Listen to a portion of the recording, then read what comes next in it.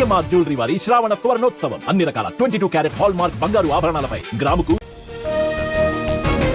కాసేపట్లో బెంగళూరులో ఖర్గేతో భట్టి భేటీ. కొండా సురేఖపై చర్యలు తీసుకోవాలని కోరే ఛాన్స్. సీఎం, మంత్రులు, ఎమ్మెల్యేల అభిప్రాయం వివరించనున్న భట్టి.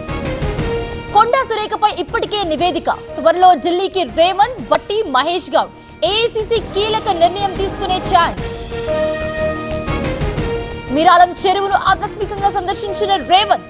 చెరువు అభివృద్ధి పనులు పరిశీలన. చెరువుపై సస్పెన్షన్ బ్రిడ్జ్ పనులపై సీఎం ఆరా.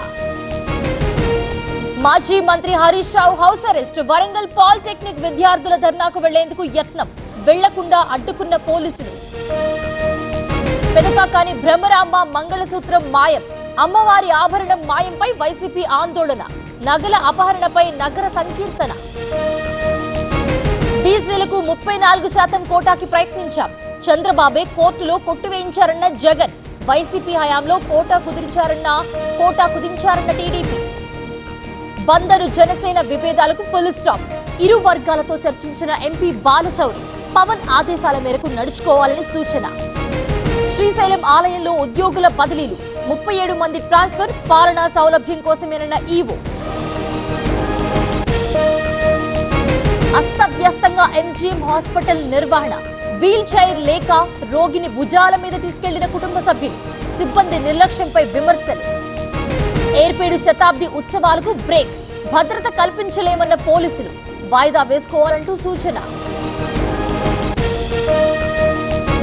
ఏఈ నూకరాజు కేసులో మలుపులు. జగదీష్ ను వాళ్లే చంపి ఉంటారన్న సాదిక్. అంతా సౌజన్య చేసిందంటూ ఆరోపణలు. మహారాష్ట్రలో నకిలీ డిగ్రీ సర్టిఫికెట్ల రాకెట్ గుట్టురట్టు. 5 నుంచి 10 లక్షలకు డిగ్రీ సర్టిఫికెట్. చంద్రాపూర్లో ఒకరు అరెస్టు. పరారీలో ప్రధాన నిందితుడు. తెలంగాణలో పలు చోట్ల వర్షాలు. వరంగల్, హన్మకొండలో వానలు.